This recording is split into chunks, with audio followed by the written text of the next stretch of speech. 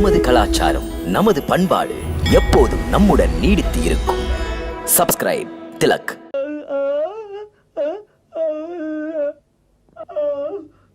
அது சரி, இப்படி ஒரு நிலைமை இவருக்கு எப்படி ஏற்பட்டது? யார் செய்தார்கள்? யாரும் செய்யவில்லை.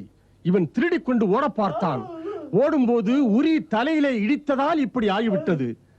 அடிபட்ட வேகத்தின் அதிர்ச்சி இப்படி இவன் முழிக்கிறான். இல்லை, பிடிபட்டு விட்டான். அதனால் நம்ம எல்லாம் ஏமாற்ற இப்படி நடிக்கிறான். விடுங்கள், அவரை விட்டு விடுங்கள். திருட வந்தவனை விட்டுவிடு என்கிறீர்களே. பாவம் பிராமணன், நம் வீட்டுக்கு வந்த அதிதி. நந்தகோபரே, கல்வனுக்காக தாங்கள் பேசுவது முறையல்ல. பிராமணன் என்று வீட்டுக்குள்ளேயே புகுந்து திருடியவனை விட்டு விடுவதா? ஆத்திரப்படாதே. யாரும் வசதிக்காக திருடுவதில்லை. வறுமையினால் திருடி இருக்கலாம். வறுமை என்றால் திருடுகிறதா? சாப்பிட இவனை கூப்பிட்டீர்கள். பாவம், அண்ணியும் ஏற்பாடு செய்கிறார்கள். அதற்குள் இப்படி செய்தானே. இதையே தொழிலாக ஏன் இவன் கொள்ள மாட்டான்? அந்த அளவிற்கு தூண்டினாலும் தூண்டும் வறுமை. ஒரு மனிதனை தவறு செய்ய தூண்டுவது வறுமைதான். வறுமையினால் பசி, பசியினால் பாவச்செயல். இவரே சொன்னார், 2 நாள் பட்டினியாம். பசி வந்திட 10 பறந்து போம். இவர் அனுதாபத்திற்குரியவர். ஆம், சிந்தித்து பாருங்கள். சாப்பிட கூப்பிட்டவர் வீட்டிலேயே திருடும் அளவுக்கு வறுமை. ஆட்டி வைப்பவன் ஆண்டவன், தண்டிப்பதற்கு நாம் யார்? விட்டுவிடுங்கள், புறப்படுங்கள். வறுமையிலும் வழி தவறாதீர்கள்.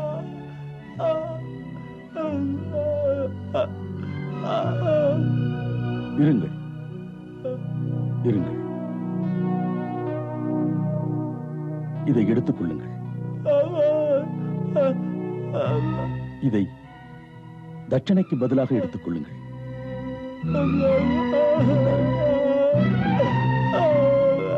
இனி உங்களுக்கு திருட வேண்டிய கட்டாயமே இருக்காது. நீங்கள் இவரை பாதுகாப்போடு கிராம எல்லையில் விட்டு வாருங்கள். அதோடு ஏளனமாக பார்க்காதீர்கள். இவரை புண்படுத்தி பேசாதீர்கள்.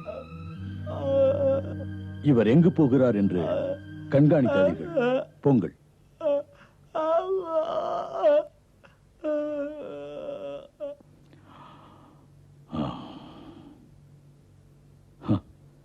நடந்ததை பற்றியே நினைக்காதீர்கள். அதையெல்லாம் இந்த குழந்தைகள் விளையாட்டு போல் மறந்து விடுங்கள்.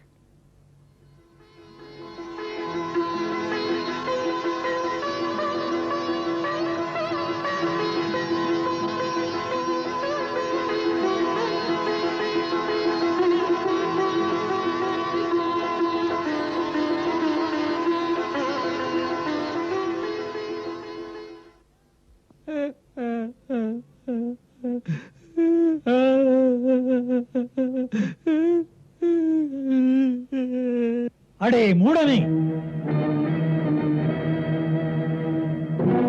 நீ செய்த பாவம்தான் உனக்கு பதிலடி கொடுக்கிறது. கேவலம் பிச்சை காசுக்காக பிஞ்சு குழந்தையை கொல்ல புகுந்தாய். சுயநலத்துக்காக பிராமண தர்மத்தை கெடுத்து நீயும் கட்டாய். உளமாற நீ என்னை குருவாக நினைத்தாய். புறப்படும் போது உன் கொலை புரியும் செயலுக்கு என்னை வாழ்த்தும்படி கேட்டாய். உன்னை எச்சரிப்பதற்காக பொம்மை வடிவில் இருந்த நான் கீழே விழுந்தேன். ஆனால் உனக்கு அதன் கருத்து புரியவில்லை. செல்கின்ற நேரத்தில் குருவே உனக்கு கோவில் எடுப்பேன் என்றாய். மூட சீடனே, உன் போன்ற ஒருவனுக்கு நான் குருவானேன். படித்து படித்து நான் சொல்லிக் கொடுத்த பாடங்கள் உன் இதயத்தில் ஏறவில்லை. நான் அரக்கர்களுக்கு குரு. மனமொப்பித்தான் அந்த பதவியில் அமர்ந்தேன். அவர்கள் வீரர்கள், வலிமை உள்ளவர்கள், சரித்திரம் படைப்பவர்கள். தேவர்களைப் போல அரக்கர்கள் வெறும் போகிகள் அல்ல. அதை மதிக்கிறேன், அரக்கரை நேசிக்கிறேன். எனது பாராட்டுக்குரிய அரக்கருக்கு எதிராக தேவர்கள் இருக்கக்கூடாது. பாசம் அவர்களிடம் இருந்தாலும் பாவ வழியில் அவர்கள் போனால் நான் உதவி செய்ததே இல்லை. ராஜாபலி மகாவீரன், சொல் தவறாதவன். அந்த இந்திரனை வெல்வதற்காக அவனை 100 வேள்விகள் செய்ய சொன்னேன். பாவ வழியில் செல்ல சொல்லவில்லை. தேவாசுர போரிலே விஷ்ணு அவனை கொன்று விட்டார். நான் சஞ்சீவினி மந்திரத்தை உருவாக்கி மீண்டும் அவனுக்கு உயிர் கொடுத்தேன். என்னை ஆதரித்தவனை வாழ வைத்தேன். மூடனே ஆனால் அவன் முன்னால் நான் செய்த சேவைக்காக கையேந்தி பொன்னோ பொருளோ புகழோ எதையும் கேட்டதில்லை. பிராமணன் அறிவை வணங்குகிறான். அறிவை விற்பவன் அவமானப்படுகிறான். பிராமணன் அறிவை நம்புகிறான், உடைமைகளை அல்ல. பிராமணனின் கடமை நாட்டை நேசித்தல், நல்ல முறையில் நாட்டை ஆளும் அரசனுக்கு நீதி நெறிகளை உரைத்தல், சீரிய வழிகாட்டல், அவனுக்கு மகிழ்ச்சி தர வேண்டும் என்பதற்காக அவன் சொல்லும் தீமைகளுக்கெல்லாம் துணை போகாதிருத்தல். இதையெல்லாம் மறந்த நீ அந்தணனே அல்ல. பாவி, ஒரு நெறிகட்ட அரசனுக்கு அடிபணிந்து பிராமண தர்மத்துக்கு இழிவு தந்தாய். பிராமணன் நெறி தவறவே கூடாது. வானத்து பதவிகள் வருவதா இருந்தாலும் ஈனத்தனத்துக்கு அவன் துணை போக கூடாது. நீ பொன்னாசையில், இந்த மண்ணாசையில், பொருள் குவிக்கும் பேராசையில் ஒரு சின்னஞ்சிறு பிள்ளையை கொல்ல திட்டம் தீட்டி செயல்பட்டாய் அல்லவா? சீ! ஸ்ரீதரா, உன் மீது இரக்கமோ பரிவோ எனக்கு இல்லை. உன் பாவம் நீ அனுபவிக்க வேண்டும்.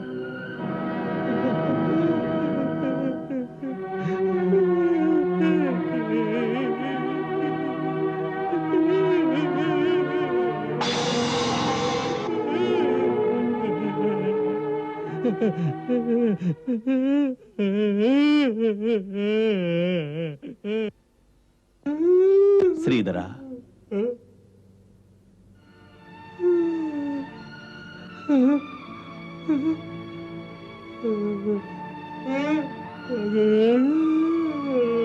என்னை கும்பிடுவதால் எந்த பயனும் இல்லை. நீயே சிந்தித்துப்பார். இறைவன் அன்புக்கு அடிமை. துன்பம் உனக்கு ஏன் ஏற்பட்டது? உன் பாவத்தின் பிடி விடாது. ஏமாற்ற நினைக்காதே. சுமையானது உன் வாழ்வு. செய்த பாவங்களே நெருப்பாக உன்னை ஏன் இருக்கின்றது? உன் மனதில் ஆசை புகுந்த விளைவு. இறைவனை நம்பு.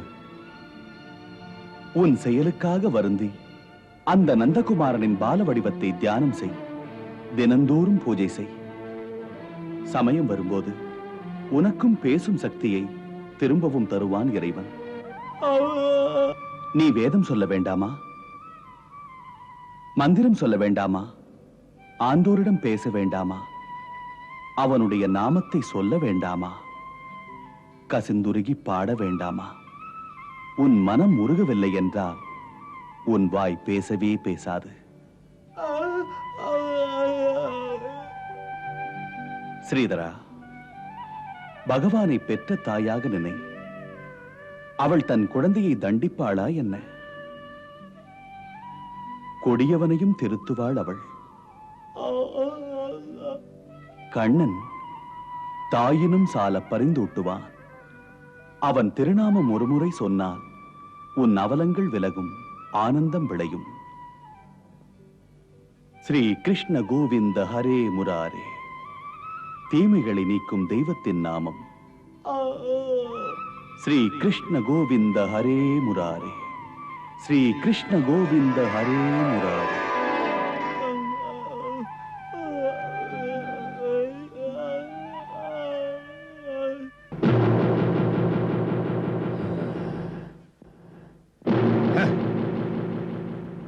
பூதனை சென்றாள், திரும்பி வரவில்லை. அந்தணன் ஸ்ரீதர் சென்றான், வரவே இல்லை. ஒருத்தி மணிந்தாள், இன்னொருவன் வாயடைத்து போய் ஆ என்றால் அருகிறான்.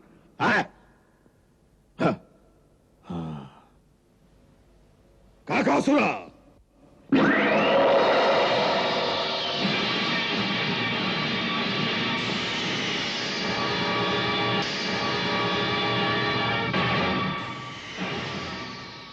நம்பிக்கையோடு உன்னை நான் அனுப்புகிறேன். உனது கூர்மையான அழகினால் அந்த பிள்ளையை கொத்தி கொத்தி கொன்று விட்டு வா. வென்று வருகிறேன் மன்னா.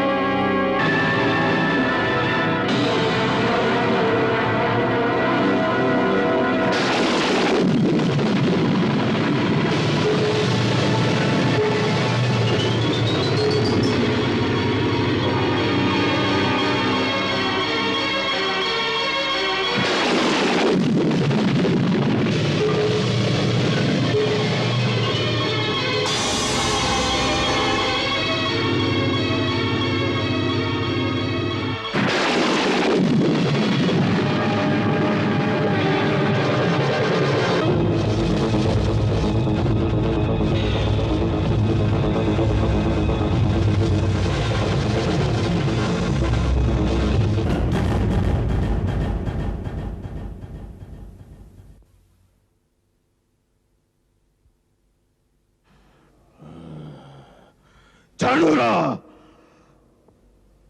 சீறி சென்ற காகாசுரன் கதையும் முடிந்ததா? நான் அனுப்பி வைத்தேன் ஒரு அறிவாளி, நான் அனுப்பி வைத்தேன் ஒரு மாயாவி. அந்த இருவரும் போயும் அந்த சின்னஞ்சிறு பிள்ளையின் தலைமுடியை கூட தொட்டு பார்க்க முடியவில்லையே. அந்த பிள்ளை ஒவ்வொருவராக தட்டி பார்த்து பரலோகம் அனுப்புகிறான், நம்மை எல்லாம் பயமுறுத்துகிறான். சக்தி இருந்தால் சந்தியுங்கள் என்கிறான். இன்று இந்த காகாசுரனின் நிலைமையை பாருங்கள், கம்சனின் நிலைமையும் பாருங்கள். அடுத்தடுத்த அவமானங்கள். இவனை மிஞ்சும் வீரனை அனுப்பினால் அவனையும் ஒழிப்பான். எனக்கு தெரிய வேண்டும், இப்போதே தெரிய வேண்டும். இந்த அவமானங்களுக்கெல்லாம் முடிவு கட்ட என் நண்பர்களில் யார் இருக்கிறார்கள்? சொல்லுங்கள். மன்னவா,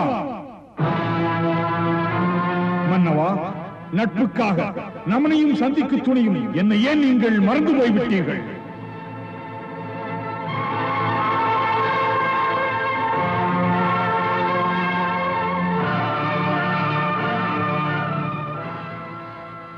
உத்கஜா. ஆம் மன்னவா, உத்கஜன் தான் உங்கள் நண்பன்.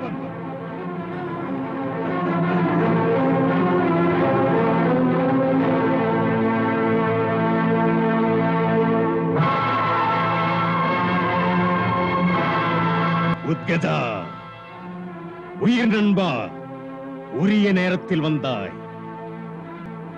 வேதனையின் விளிம்பிலிருந்து நான் வேதனை கடலிலேயே மூழ்கினேன். இதுவரை என்னை ஏன் நீங்கள் அழைக்கவே இல்லை? தங்கள் கண்களால் என் உருவத்தை நீங்கள் பார்க்க முடியாது. உங்கள் உணர்வுகளுமா என்னை நினைக்க விடாமல் தங்களை தடுத்து விட்டது. என்னை மன்னித்து விடு நண்பா. புண்பட்ட மனநிலை உன்னை நினைப்பதற்கு நேரமில்லை. ஆனால் நான் மறக்கவில்லை. கம்சனை போன்ற மாவீரனின் நண்பனாக நான் இருப்பதால் எனக்கு வேறெந்த நினைவுமே வருவதில்லை. இன்று நட்புக்கு இலக்கணம் வகுக்க வந்திருக்கிறேன். உங்கள் கவலை எனக்கு தெரியும். உறுதி கூறுகிறேன், உங்கள் பகைவன் நாளைய சூரியனை பார்க்க மாட்டான். அதிலே உங்களுக்கு ஒப்புதல் இல்லை என்றால் அவனை உயிரோடு உங்கள் காலடியிலே போடுகிறேன். இல்லை, உயிரோடு அவன் இங்கு கொண்டு வர வேண்டியதில்லை. அவனை மண்ணோடு மண்ணாக்கி விட்டு வா. கவலையை விடுங்கள், வெற்றியுடன் வருவேன். விடை கொடுங்கள். நீ இந்த காரியத்தை முடித்து வந்தா நான் சொல்லுகிறேன், எனது ராஜ மண்டபத்தில் மிக பெரிய அளவில் நண்பா உனக்கு ஒரு விழா எடுக்கிறேன்.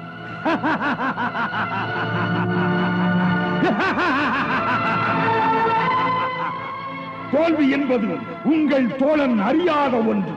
நான் பிறந்தது அரக்கர் குலம். வெற்றியை குவிப்பேன் தினம் தினம். இன்று மாலைக்குள்ளாக அந்த பிஞ்சு குழந்தை பஞ்சாக பறந்துவிடும். வெற்றி விழாவுக்கு ஏற்பாடு செய்யுங்கள். அப்படியே.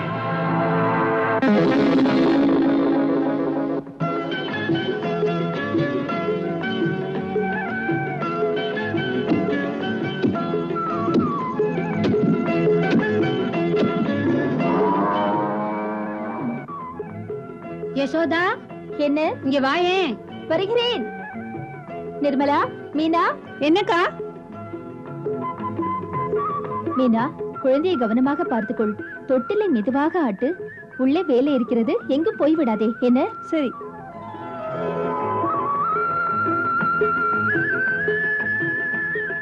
மிளகாய் இப்படி போட்டால் எப்படி? காய வேண்டாமா? இதோ பார்.